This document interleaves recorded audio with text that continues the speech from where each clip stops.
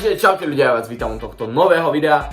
Tak, ako minule, tak aj teraz ideme zas ochutnávať nejaké tie pochucinky. Dneska to ale nebudú nejaké rybišty, nejaké hnusné banány červené. Dneska to budú najhoršie kombinácie jedál. Nebudú akože všetky najhoršie, mám tu 5 dobrých, 5 zlých.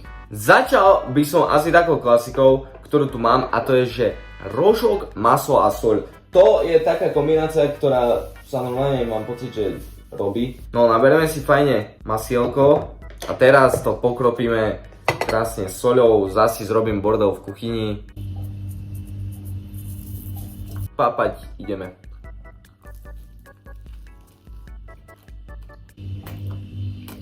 Je to celkom akože dobre, akurát som podľa mňa dal veľa soli, lebo jak som si to dal, normálne so mnou zrobilo, že...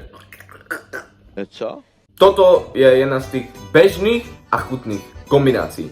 Ďalšia, neviem či bude chutná, ale podľa mňa na nej nič nemôže byť zlé, lebo je to jablko a syr. Ja keď som videl túto kombináciu, tak som si normálne spomenul na tú scénu z Ratatouille. Jak on zobral tú jahodku, zobral ten syr a zobral potom naraz a ja sa cítim jak Ratatouille dneska. Neviem ako to zrobiť, ako to dať naraz proste. Asi si odkusnem z jablčka a potom odkusnem z toho. Fakt sa teraz cítim jak Ratatouille. Stop it. Get some help.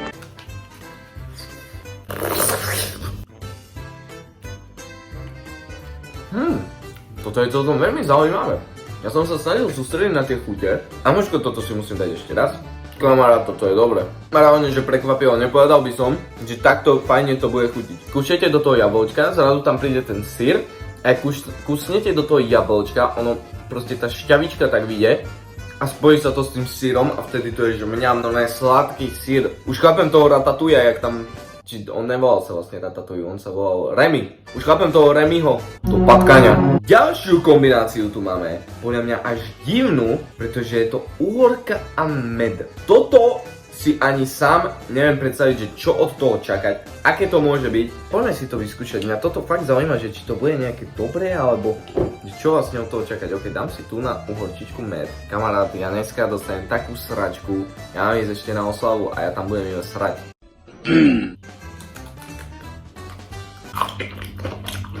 Toto nie je také dobré.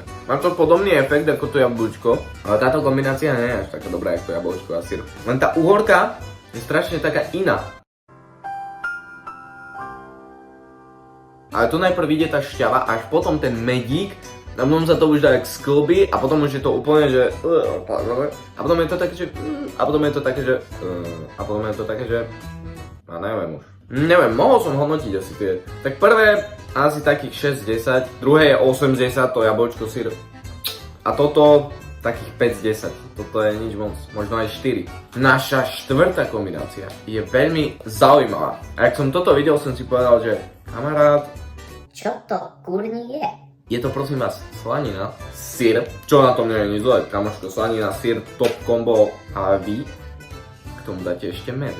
Dám si taký malý vec. Čo? Zoberiem si polovičku syra, zabalím do toho tú slaninu, dám na to med. Máme dajaký výtvor a poďme to zjesť. Poviem vám tak, som dokopy necítil nič. Že som si to dal, cítil som syr, cítil som potom trošku med a v pozadí iba tak normálne taký doťuk slanina. Kámo, toto je 5 bodov, toto je taký mit, to chutilo jak nič. Všetko sa tam zmiešalo a nemal som z toho žiaden požitok. No a poslednú z dobrých, ktoré sa pre mňa ešte bojím viac jak slaniny, syra a medu, je káva a džús. 1 k 1 pomer. V tomto mám najväčšie dilema v tom, že ja neviem koľko tej kávy mám dať na spodok, že či toľko jej bude stačiť, alebo je to veľa, alebo ja nie som človek, ktorý pije kávy, ja fakt kávy nemusím, je mi z nich zle, neviem prečo. Preto ja neviem vlastne, že jak to zrobiť, mám tu kurník všade bordel, všade tu mám pootvárané veci, odkusnuté, vyzerá toto jak keby, tu mrdá. Dobre, poďme doliať si náš výtvor, tohto sa bojím. To namiesto mlieka si proste dáte pomarančový džus. Kamože, toto ešte aj smrdí ako omyl. Toto je medzi dobrými kombináciami. To je kyslá káva, ktorý normálny jedinec si povedal, že toto je banger. To je jak, keď podľa mňa vytvoril čierny čaj s mliekom. Proste čaj a mlieko. Čo vám kuruje? Kľudne mi inak môžete napísať vaše nejaké kombinácie, ktoré máte, dobre alebo zle, a na budúce môžem zrobiť video, že ochutnal som vaše najdivnejšie kombinácie jedál. Takže napíšte mi, čo vy divné skombinujete a poviete si, že kamošku, to je dobré, alebo mi myslíte úplne hnus a dajte to dokopy. Poďme teda na tie zlé veci. Naša prvá hnusná combination bude mňa celkom v pohode, a to kyslá uhorka a mliečná čokoláda. Ja si tak hovorím, že čo na tom môže byť zlé, akože osobne si myslím, že to môže byť fajn, nie že úplne, že mňam, ty kokos, ale pre mňa ma z toho nenatiahne, dúfam. Kombo, ktoré neviem, že bude fungovať. Poďme na to.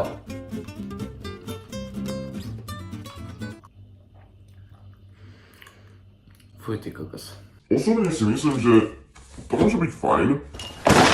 Ja som si najprv hovoril, nie je šanca, že sa to nejak skombinuje. Proste nemá to štruktúru na to, sa to dať dokopy do jedného. A vy, ak to rozkúšete, on sa to dokopy dá. A je to jak hovno. Fuj! Tu už ani nemám to nejak hodnotiť, proste toto má byť hnusné, toto má byť proste, že Myslím si, že nie je často asi to naťahovať a rovno pôjdeme k ďalšej kombinácii, lebo k tomu čo odpoviem, hovno. Nice. Teraz tu máme dve kečupovité veci, lebo tu máme kečup prekvapivo, ako som hovoril, s banánom. Ja neviem čo to čakať, bojím sa, mám slzy v očiach, mám strach. Fakt idem dať proste kečup na banán. Čo ti? Asi idem to zjesť, lebo chlapči mi to tu, kamo, jak tam tyčku.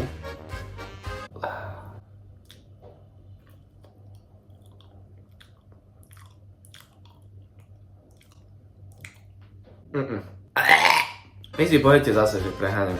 Môj slabý kus. Skúsite si to a dajte mi vedieť. Normálne, označte ma na Instagrame, pošlite mi video, napíšte mi do komentárov, či ste sa zgrcali, alebo čo. Lebo kto toto zje normálne, tak je barbar, keby celý... Predstavte si, že máte zjesť celý banán v kečupe. Celý. Banán. Máme tu jednu kombináciu a to je mlieko s kečupom. Ja neviem, ja som sa spýtal ChatGPT, vymyslí mi nejaké hnusné kombinácie a on toto zarval. Normálne ChatGPT navaril a nikomu nechutilo. Problém je, že ja vlastne neviem, aký pomer toho dať, že či proste dať mliečko a zamiešať ho iba s kečupom alebo jak. No, nalejme si mliečko, lebo kečup je hustý, to je to. Fakt toto idem, ja si znechutím proste kečup. Dobre, pomer. Čo ti drbe, ono sa to začína nejak formovať. Ja tam už cítim ten kečup pomaly, ale isto. Neviem, či to je vidno, ale ono to kus červen... Neviem to asi vidno, ale kus je to také ružovúčke. Toto video som mal točiť so Samom a Borisom. Oni že mňam, ty kokos! Ešte mi tam naser do toho. Dobre, nebudem to naťahovať asi, poďme si glgnúť fajného mliečka.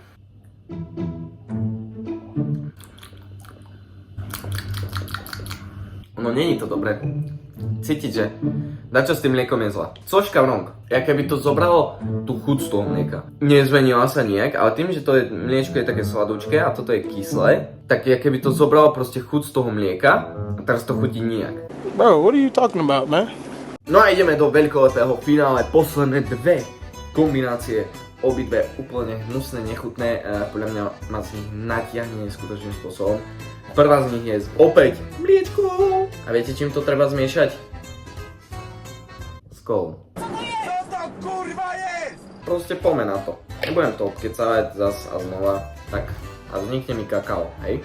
Ja normálne prehodnocujem teraz svoj život. Že v jakom bode som sa dostal tu. Kde som zrobil chybu? Že robím toto.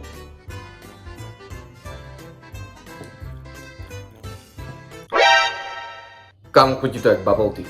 Je to celkom v pohode, je to hnusné. Furt tam cítim tú hnusnú pachuť, že vlastne aj tie bublinky tam sú. Ale chutí to jak bubble tea. Cože? Tohto som sa neskutočným spôsobom bal, ale to není až také zlé. Naša posledná kombinácia je mliečná čokoláda a tuniak. Mal by byť v paradajkovej omáčke, nevedel som nájsť iného tuniaka. No aj fakt bol problém nájsť tuniaka. Skoro som kúpil také veľké balenie, že kokos to by som ešte týždeň jedol. Ó môj bože, to nevonia veľmi pekne. Už dám si taký malý chunk. Chutí to o dosť lepšie ako vonia. Dá sa to zjesť. Kamoško s čokoládou. Dobre, ja si dám tú čokoládu a rýchlo si dám.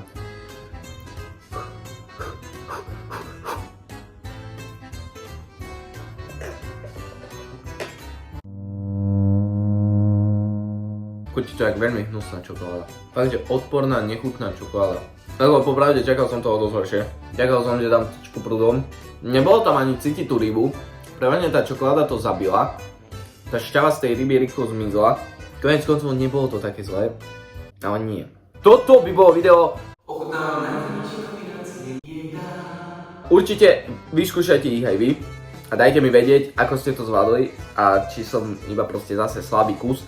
Alebo je to fakt také nechutné.